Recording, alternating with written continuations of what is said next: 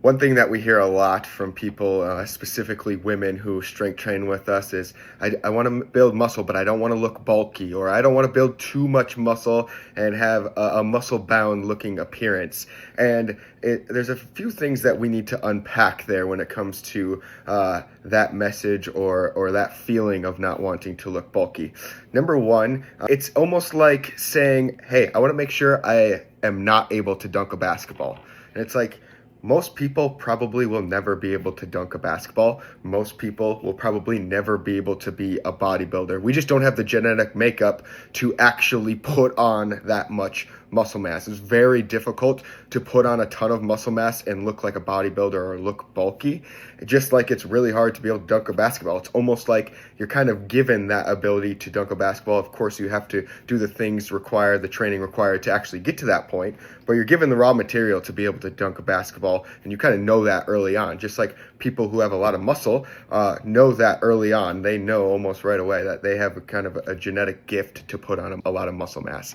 So number one, you're probably not going to be able to put on enough muscle mass to look bulky, so you don't have to worry about that.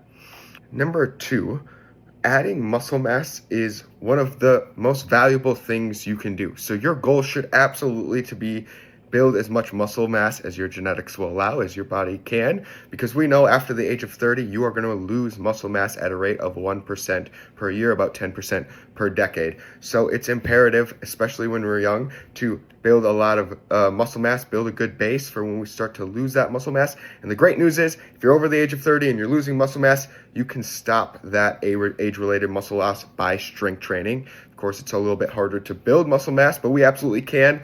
Research shows all the way into our 100th year of life. Lastly, in order to build a lot of muscle, you need to have great genetics, but you also have a very strict diet where you are eating a lot of protein. You are eating a very specific amount of calories and protein each day in order for your body to have the nutrients it needs to build a significant amount of muscle mass and have that bulky appearance.